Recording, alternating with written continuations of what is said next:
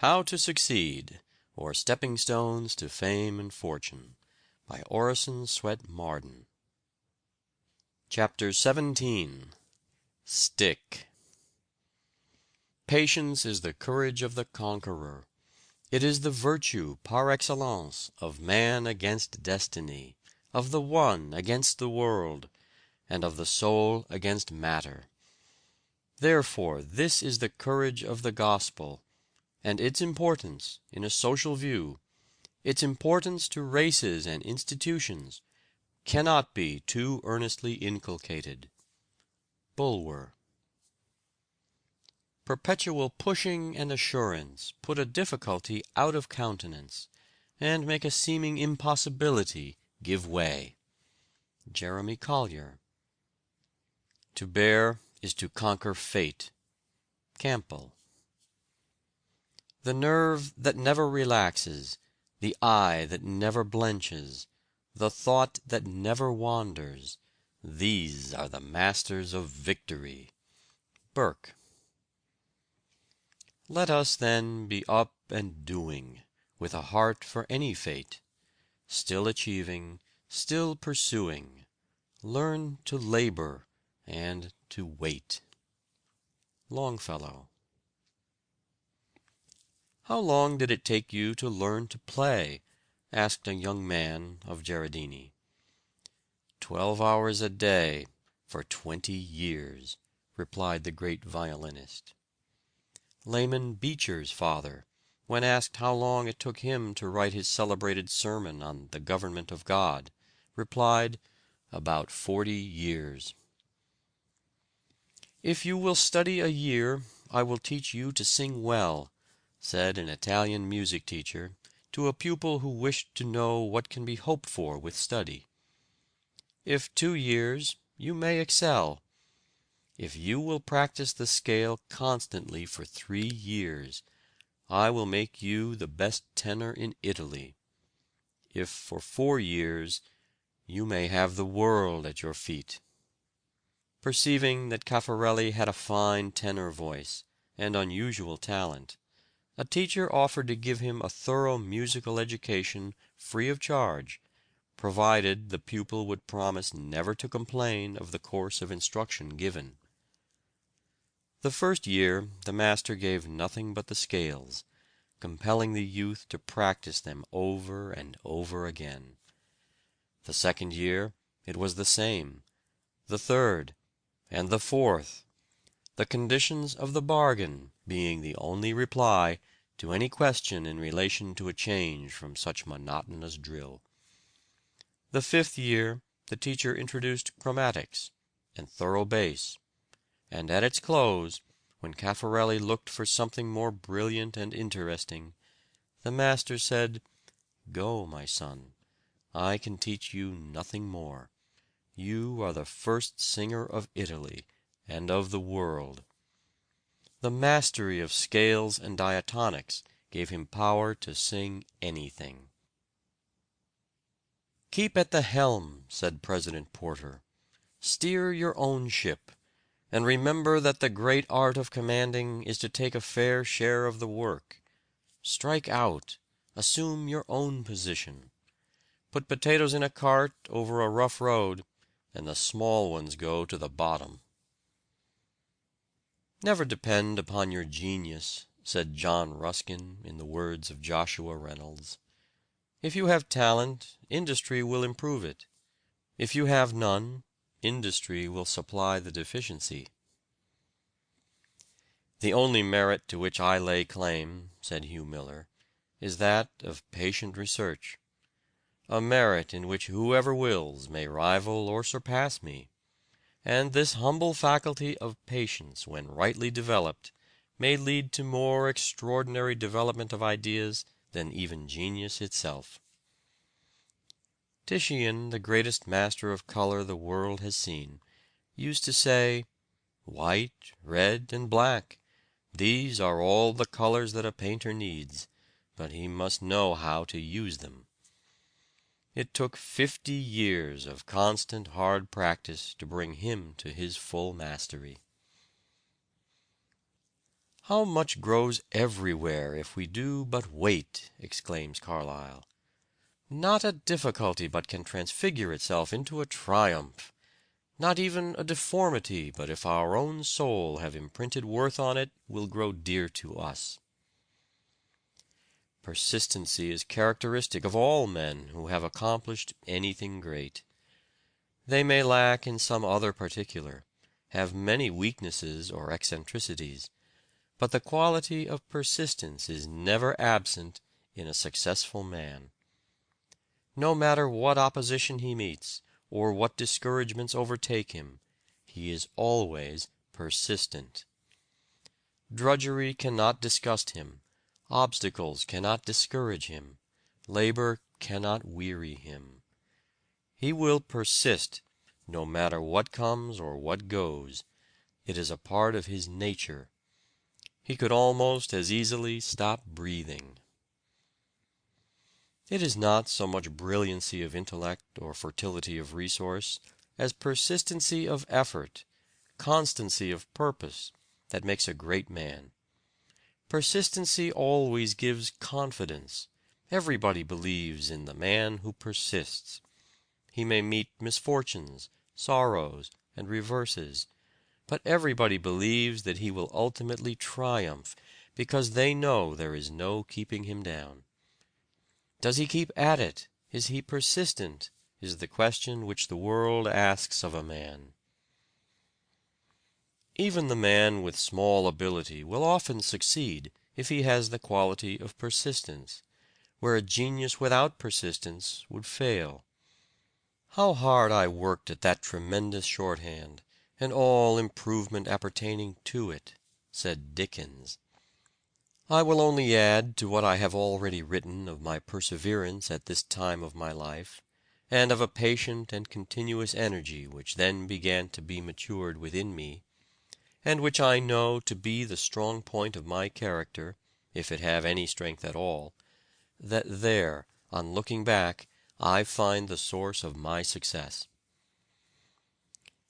"I am sorry to say that I don't think this is in your line," said Woodfall the reporter, after Sheridan had made his first speech in Parliament. "You had better have stuck to your former pursuits." With his head on his hand, Sheridan mused for a time, then looked up and said, "It is in me, and it shall come out of me." From the same man came that harangue against Warren Hastings which the orator Fox called the best speech ever made in the House of Commons. "The man who is perpetually hesitating which of two things he will do first," said William Wirt, "will do neither. The man who resolves, but suffers his resolution to be changed by the first counter-suggestion of a friend, who fluctuates from opinion to opinion, from plan to plan, and veers like a weathercock to every point of the compass, with every breath of caprice that blows, can never accomplish anything great or useful.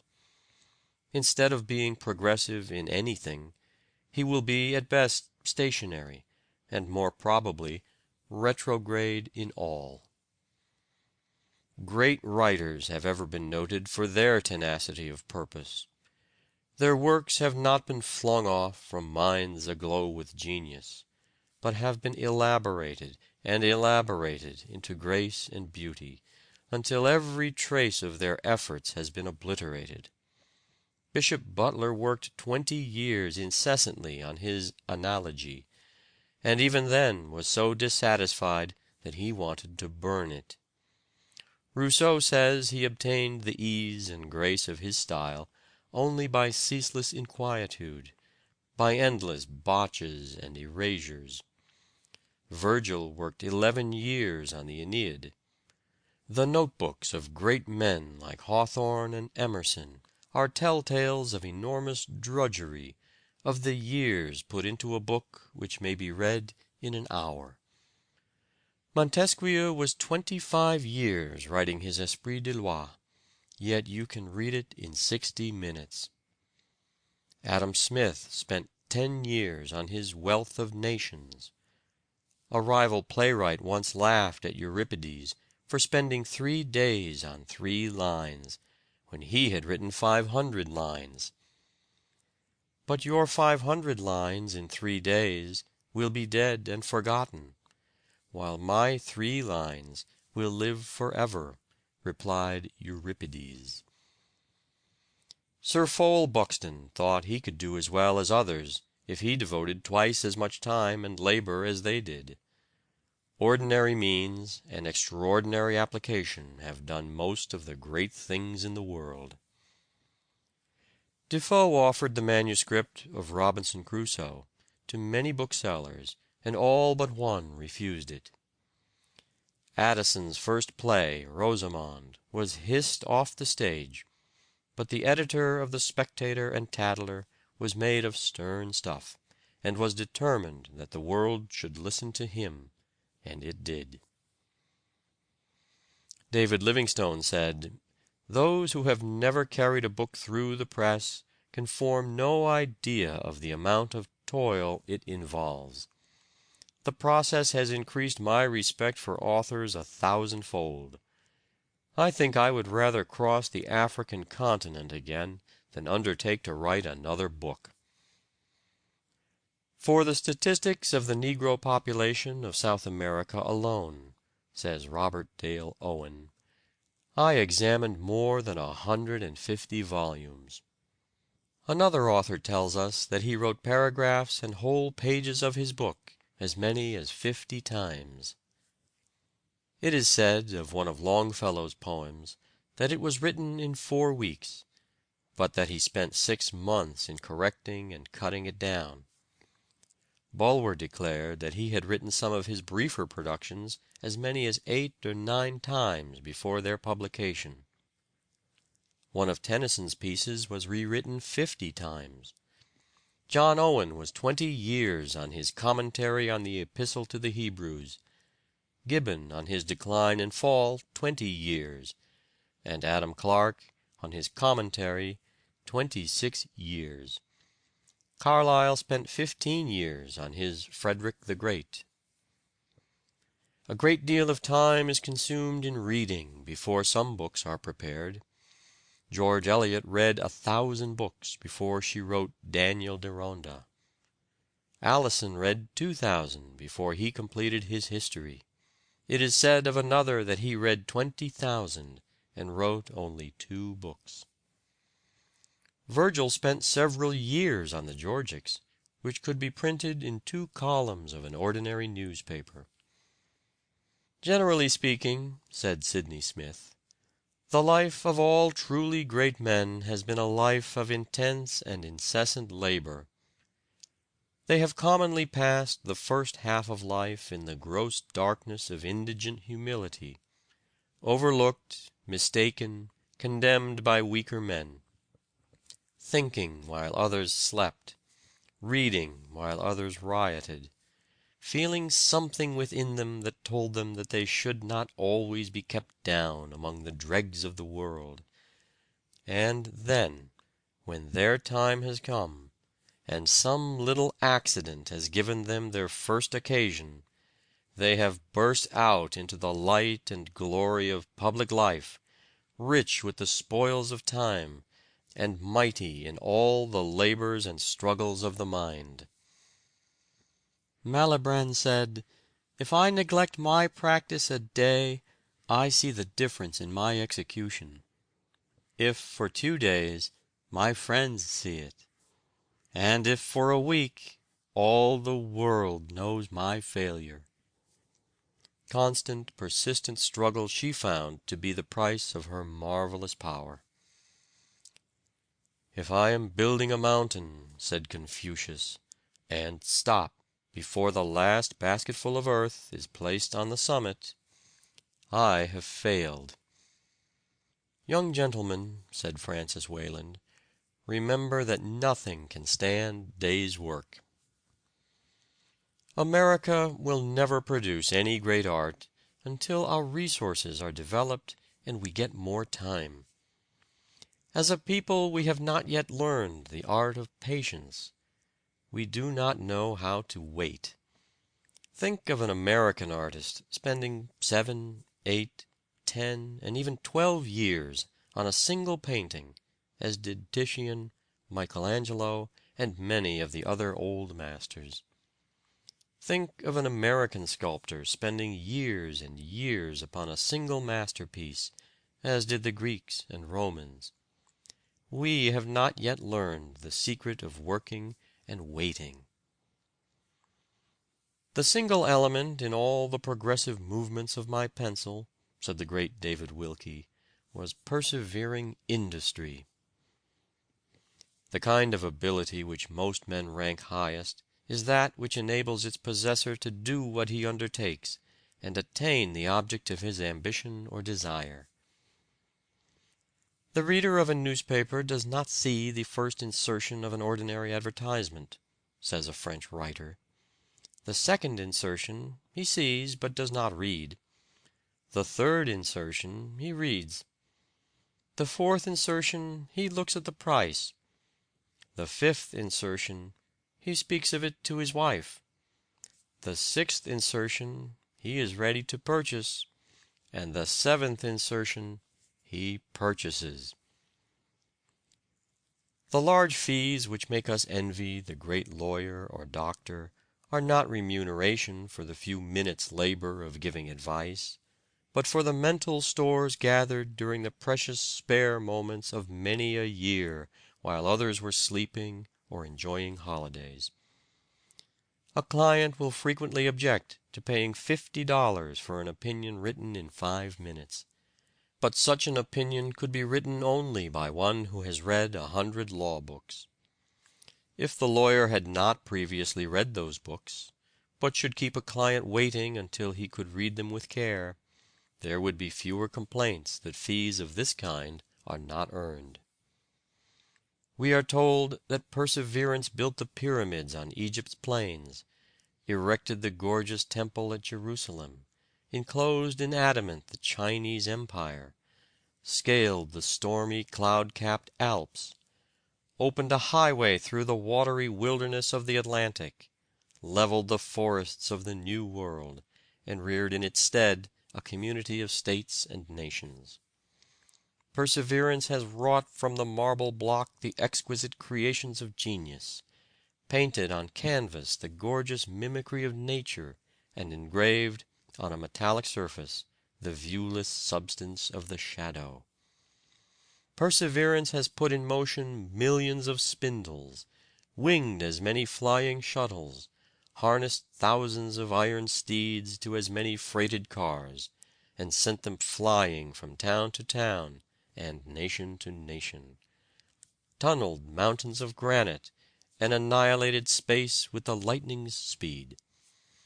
Perseverance has whitened the waters of the world with the sails of 100 nations, navigated every sea, and explored every land. Perseverance has reduced nature in her 1,000 forms to as many sciences, taught her laws, prophesied her future movements, measured her untrodden spaces, counted her myriad hosts of worlds, and computed their distances, dimensions, and velocities. Whoever is resolved to excel in painting, or indeed in any other art, said Reynolds, must bring all his mind to bear upon that one object from the moment that he rises till he goes to bed. "If you work hard 2 weeks without selling a book," wrote a publisher to an agent, "you will make a success of it." "Know thy work and do it," said Carlyle, "and work at it like a Hercules. One monster there is in the world, an idle man." End of chapter 17. Recording by David Martin.